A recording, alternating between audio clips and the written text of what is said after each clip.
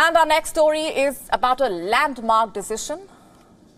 For the first time ever, women will be allowed to vote in a global meeting of bishops. It's historic, to say the least. Let me first give you a quick backgrounder here. Ever since the Second Vatican Council, the 1960s meetings that modernized the Church, the world's bishops come to Rome to debate contemporary issues, and at the end of the meetings, the bishops vote on specific proposals and put them to the Pope, and the Pope then produces a document taking their views into account.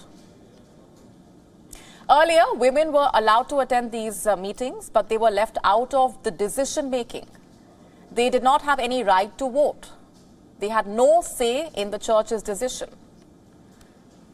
You see, the institution has been dominated by males for centuries. It has always treated women like second-class citizens. But things have remarkably changed under Pope Francis. Women have been asking for voting rights in high-profile synods for years now, and their plea has finally been heard. Under the new changes, 5 religious sisters will join 5 priests to vote for religious orders. Additionally, Pope Francis has decided to appoint 70 non-bishop members of the synod. They can be priests, religious sisters, deacons, and even lay Catholics, as in ordinary members of the Church. The Vatican is pushing for half of these 70 members to be women. They too will have the right to vote. You see, the Pope is trying to make the Church more inclusive. Is he going to bring about a revolution in the Church? Is the immediate question that arises. In fact, last year, he took 2 major steps to empower women in the Church. First, he allowed baptized lay Catholics, including women, to head most Vatican departments. For centuries, the departments were headed by male clerics who were either cardinals or bishops. But after this reform, any common Catholic, irrespective of their gender, irrespective of their position, can lead departments in the Church.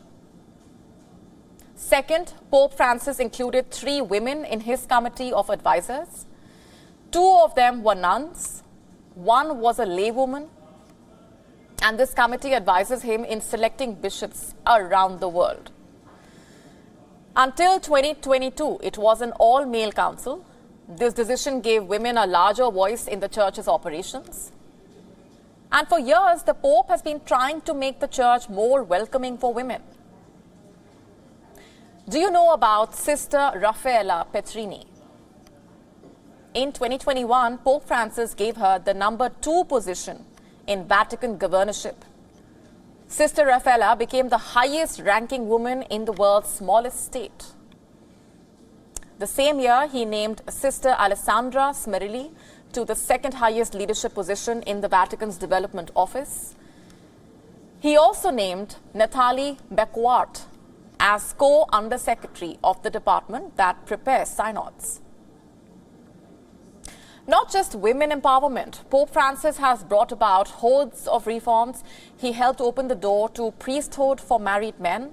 Even though it's just one region of the Amazon for now, he has decried income inequality.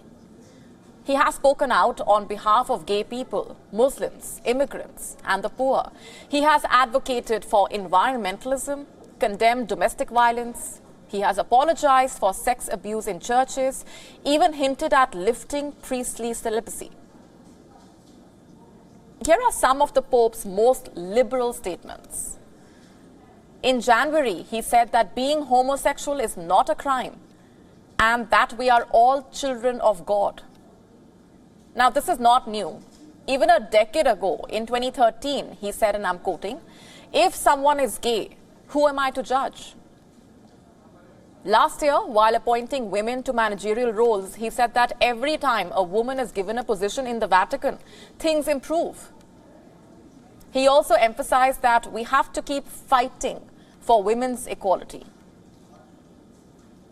You see, liberal momentum is surging within the Roman Catholic Church.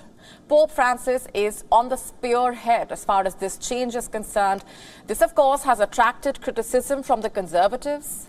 They have raised concern over the latest reforms on voting rights, saying that it could erode the church's hierarchical structure. And irrespective of the criticism, Pope Francis has time and again advocated for gender equality. So is this the beginning of a revolution in the Vatican? Is Pope Francis the reformist that the Vatican has been waiting for?